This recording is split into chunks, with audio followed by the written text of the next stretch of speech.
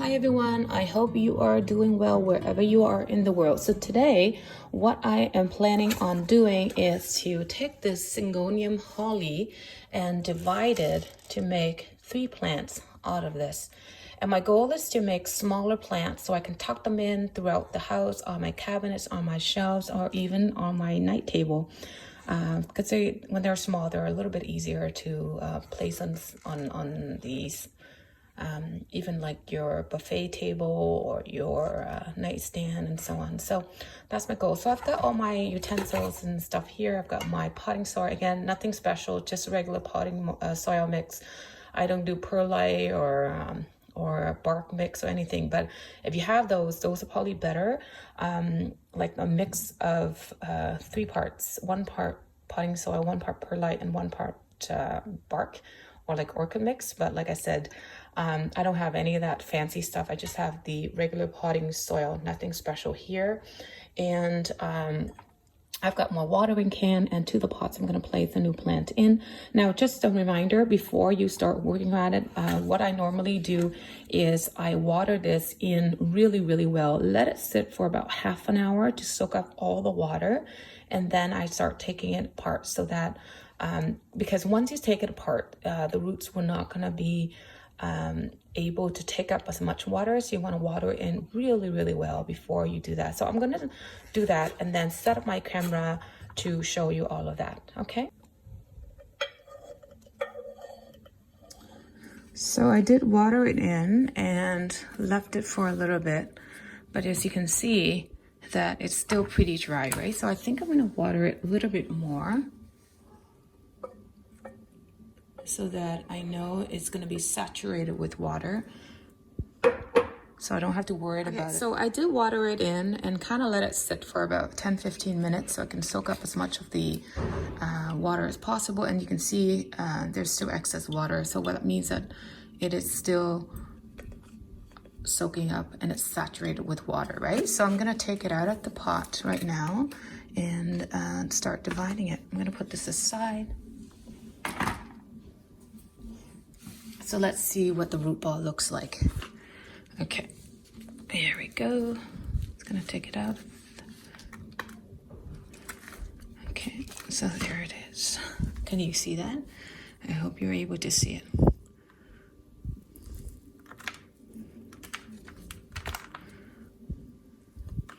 So it looks like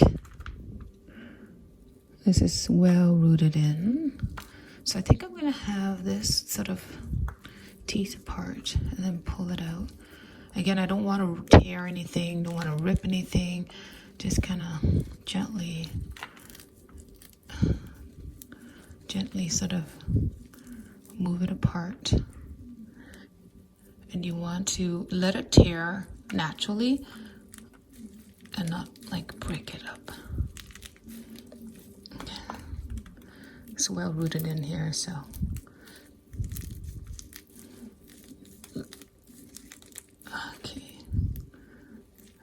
be as gentle as possible.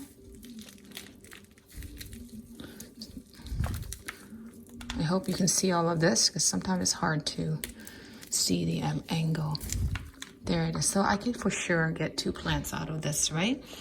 But I think I'm gonna keep this in the original pot, and then I would take this and try to break it up and plant 2 out of this. So again, I'll naturally tear it. Okay, let's see. Okay, there you go. So there you go. So I can plant these 2 in the 2 new pot, and then I'm going to try to put this back into the original pot like that. Okay, so I'm going to put that back. I hope you can see that. There we go. I'll try to put in the original soil back, like so.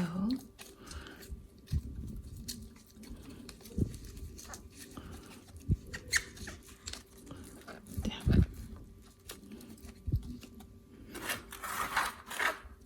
I'm gonna fill it up with the rest of the new potting soil.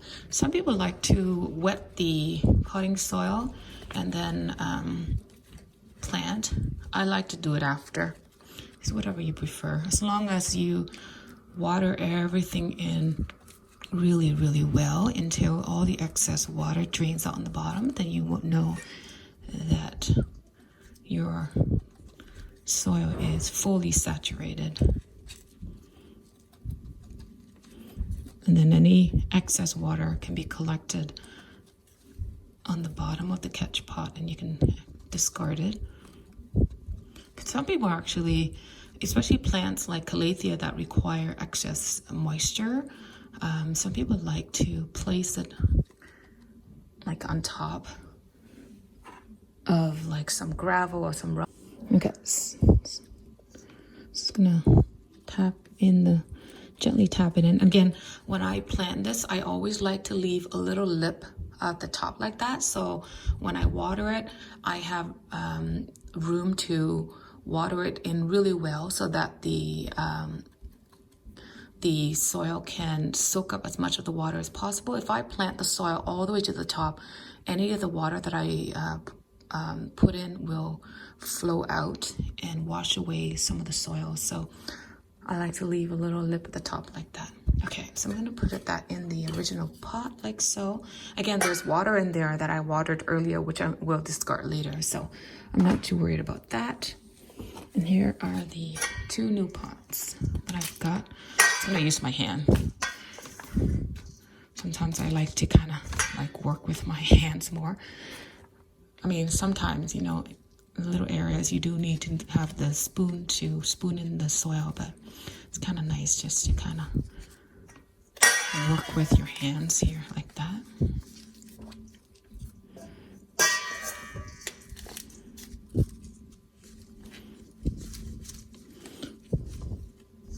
I don't know about you, but I actually enjoy touching dirt. I don't know if that sounds normal or not, but it actually feels so soothing.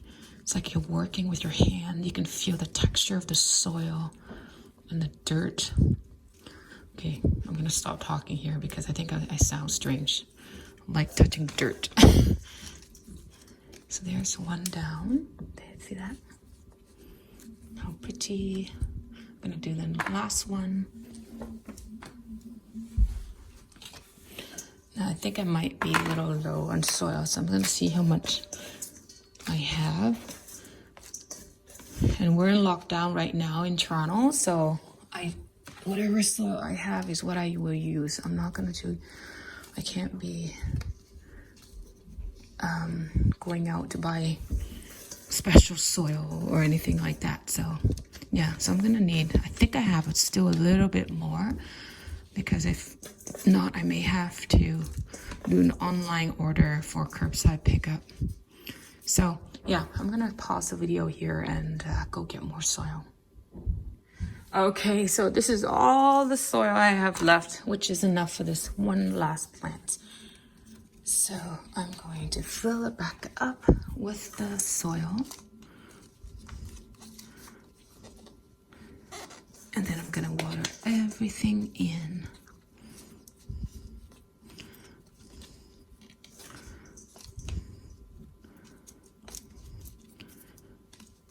Yeah, the soil is nice and fluffy, so I want to pack it in a bit.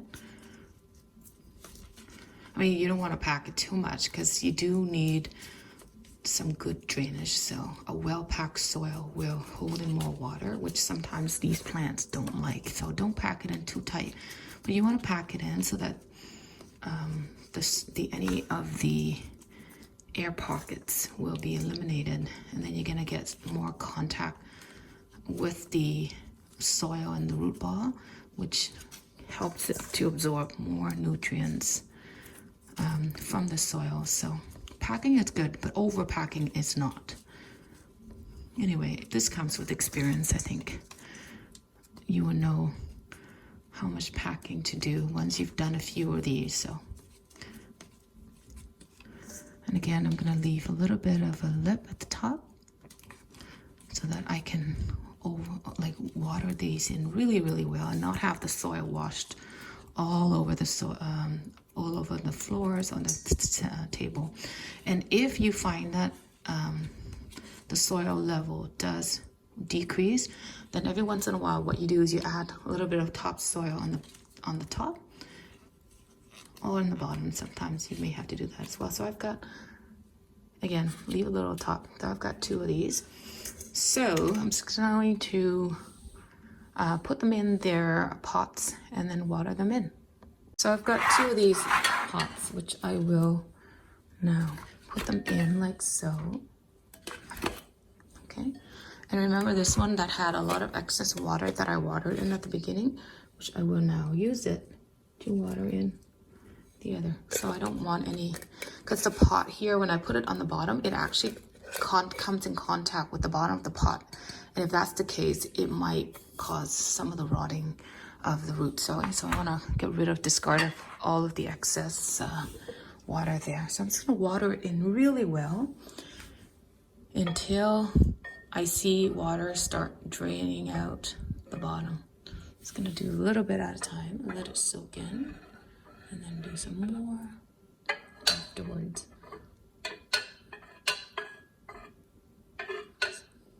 So it looks like that pot needs some soil. Do you see it's a little bit lower than the other? Just gonna add some more to it.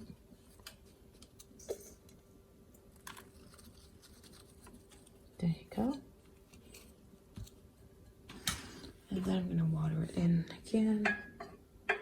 And remember that the soil that I used was completely dried. So I wanna saturate it with as much water as possible. Now, if you use pre-moistened top like soil, then you probably don't have to water it in as much. So I can see that this one is pretty good, right? Because remember, it has some of the wet soil from the original mother plant that I used. So this one I think is okay. See the water dripping out, the excess water dripping out on the bottom. Yeah, so that's gonna be okay. So I can put that aside. Let's check on this one. It's kind of hard to pull it out here. I can't even lift it out of the container. My hands are so dirty right now. I hope you can see that. Oh, there it is. So you can see that I still need to water it in some more, right?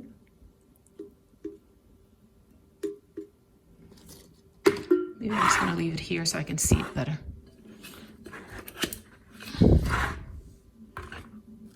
There. Okay, so I just want to see how much water I give it and see when it starts to drain out.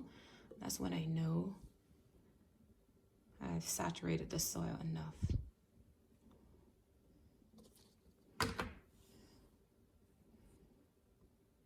Not yet. Give it a few minutes. Yeah, this soil is pretty dry, so it's going to take a large amount of water.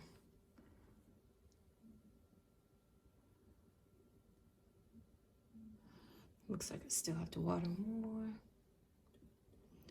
And you want to water until you start, there it is, you start to see the water draining out through the bottom. So now you know the soil is fully saturated and you can stop watering.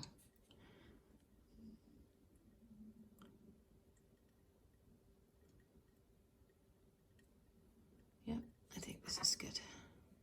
Just gonna discard the excess water into the other plant. Okay, so I'm just gonna let it sit in the pot because that's good now. So this one, I'm gonna water it in as well until all the excess water drain out the bottom.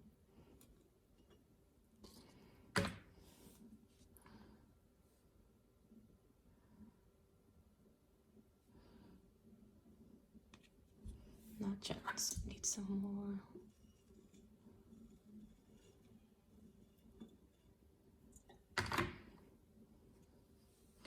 Yeah, the soil was dried, so dry earlier that it's gonna take a lot of water for, oh, there it is.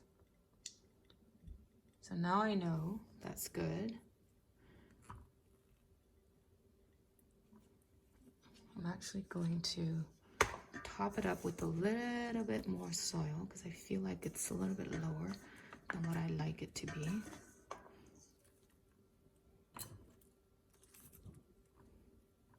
There. Yeah, so it's got lots of excess water here. So I might just pour it back in here.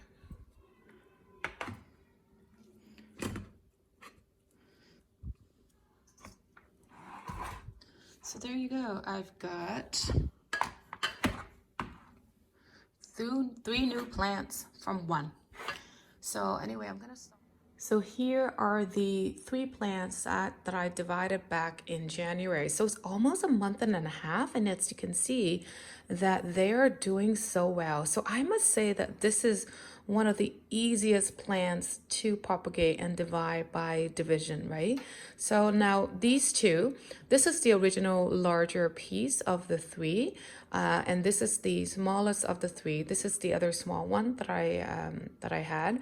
Now these two, the big one and the little one here, have been sitting on a windowsill of a north-facing window. So they have put on a lot of growth, but I think the one here that I have sitting on the windowsill of a south-facing window, I think it has put on the most growth. So I would say in our sort of area, in the winter, these syngoniums can withstand a lot more sun than say in the summer. And it's probably because of the white variegation that it has, right? So I think the lighter the variegation, the more sunlight it can withstand. So I would say in the summer, the sun intensity might be a bit too strong, but in the winter, because our latitude is so further north that it can withstand a lot more sunlight, right?